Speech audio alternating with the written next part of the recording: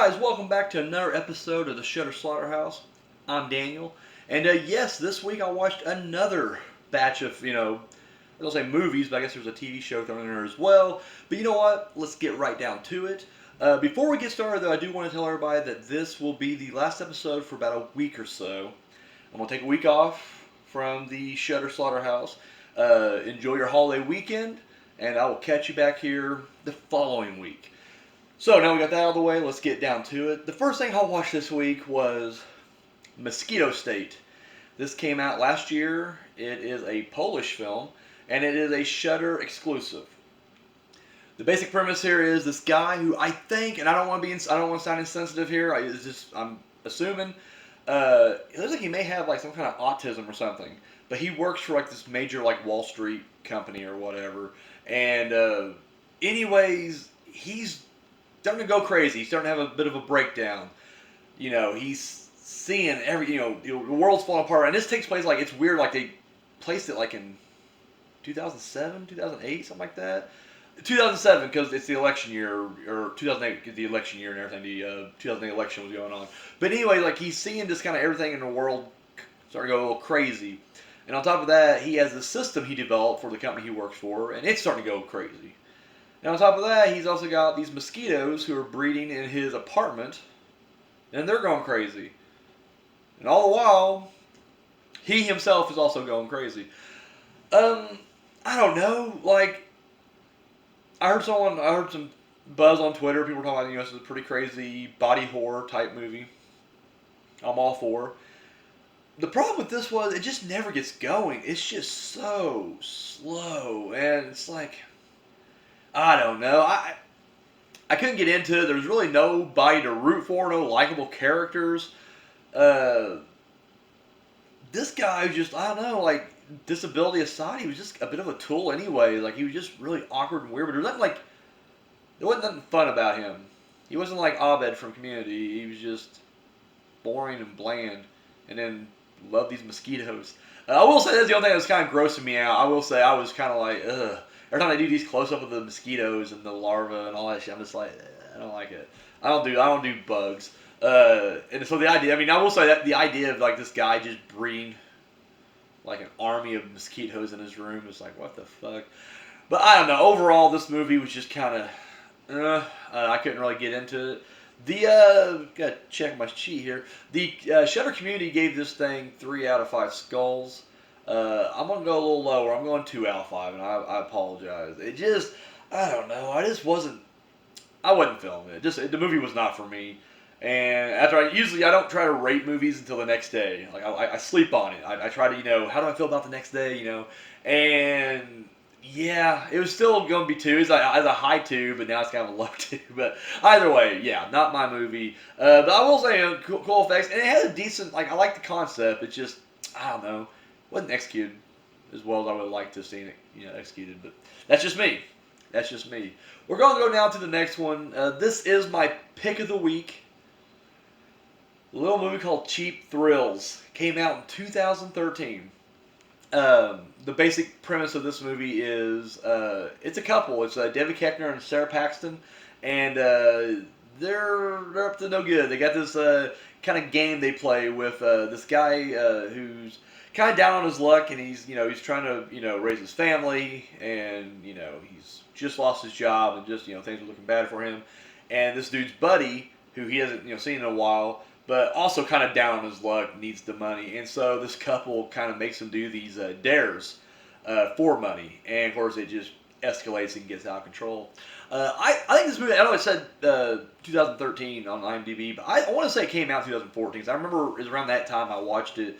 Either way, though, I remember the first time I watched it, I really liked it. I thought it was insane. I love it. I love the cast. Pat Healy, I think he's really great. Like, I don't know, he's just like that indie horror darling, like Compliance and The Innkeepers. Speaking of Innkeepers, Sarah Paxton was also in The Innkeepers as well. David Koechner, I love that guy. That dude's just brilliant no matter what he does. Also, a guy kind of pops up in the horror from time to time. He did Final Destination as well, and I really liked him in that. And then Ethan Embry, who's like, he was like the shit back in the 90s, and he just like disappeared.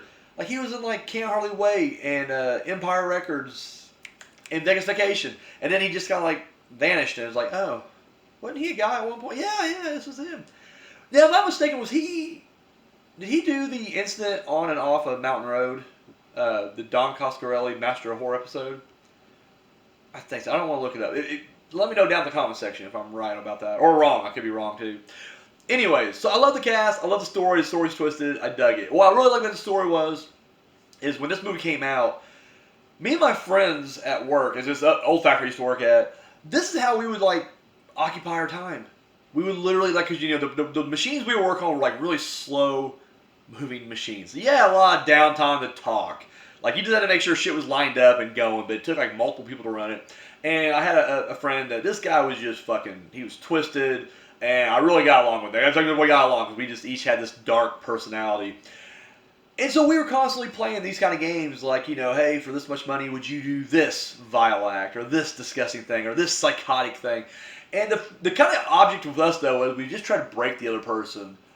Like, and I'm not going to go too far. Like, so we went fucked up with it. I'm not going to repeat it here. But, like, you know, would you do this insane act for, like, $1 million? And the other person would be like, sure. And they're like, okay, well, you do it for $1 million. You know, would you do it for, like, 900,000? That's not much less. You can't use it, you know, 900,000. And so the goal is just try to get, you know, the other person to say they do the most fucked up shit for the least amount of money.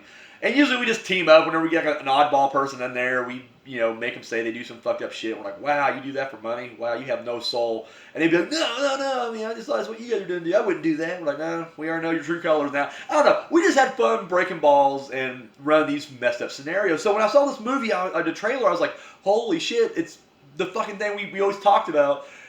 So I saw the movie back in 2014 when it came out and fucking loved it. Like, I was just like, holy shit, this is really good. But I just didn't see it. And the thing is, like, every year, whenever these movies, you know, I see these movies, I always kind of like a list, like, here's what I'm going to buy, I'm going to add to the collection. And, however, there's always like a handful that kind of get lost in the shuffle because then the next year's movies come out and it adds to the list and then other stuff gets kind of pushed down. And so this was just one of those films that just kind of got lost in the shuffle. I just never thought about it.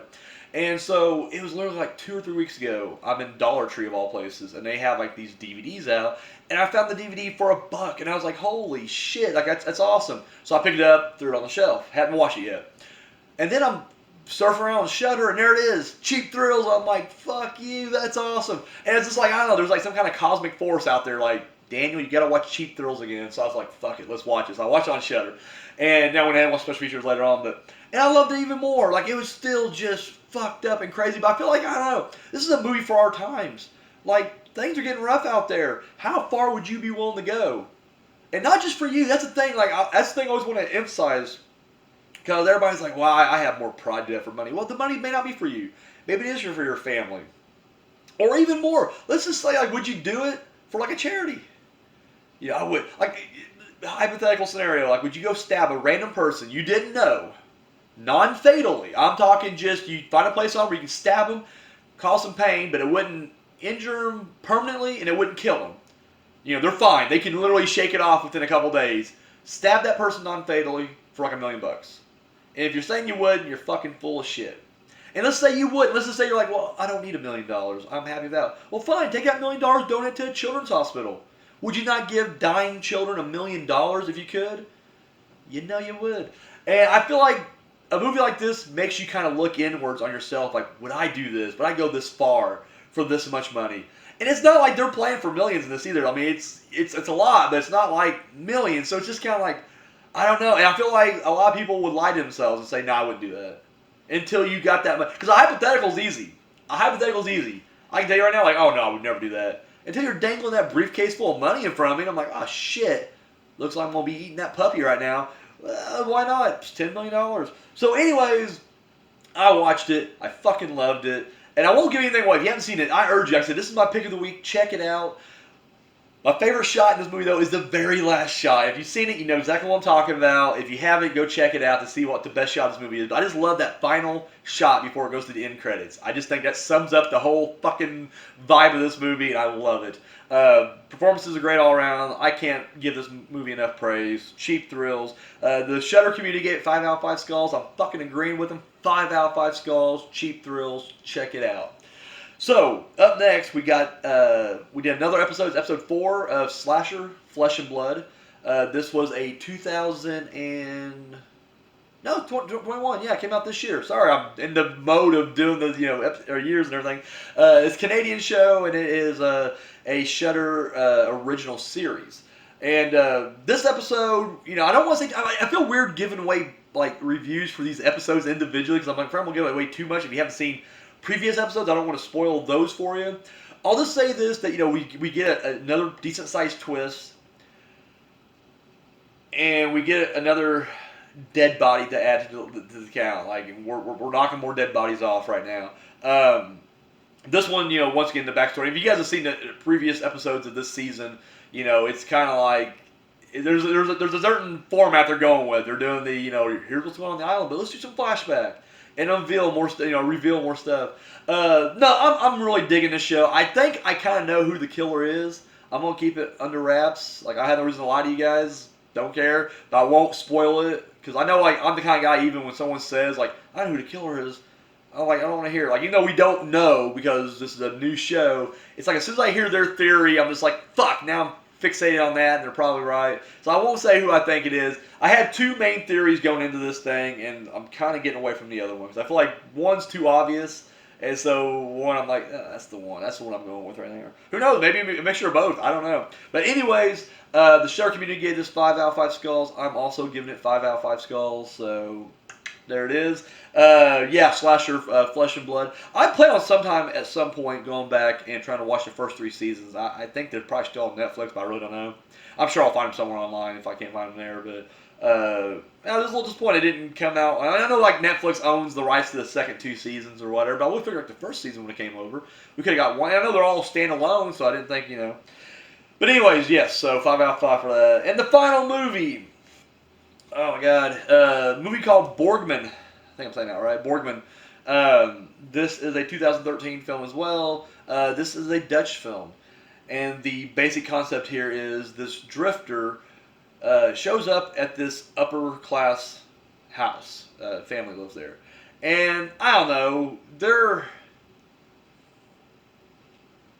the mother seems kind of grounded. Like, I don't know, she doesn't seem like be taking their wealth for granted, but the father kind of does. You can he says he doesn't, but you can just see in the way he says things, and I don't know, he's a bit of a scumbag, as you will find out throughout this movie. But yeah, I think he kind of takes his wealth a little bit for granted and kind of throws it around on people. The wife don't really seem too much like that. But anyways, this drifter shows up and kind of just starts fucking with the family and just starts like really messing with them, from the inside out. I don't want to say too much. I will say this, in a roundabout way. It reminded me a little bit, just the vibe, not the actual way it plays out or anything like that. Because there is a lot of differences too. But there was a slight Parasite vibe. I don't know if you guys seen the South Korean film Parasite. Came out in 2018. But it kind of gave me a little bit of that kind of vibe, just because this guy kind of integrates himself into this family, and then you can see he's slowly turning them against each other, and just, I don't know, it's kind of crazy at that. With that said, I will say I was kind of disappointed in this movie.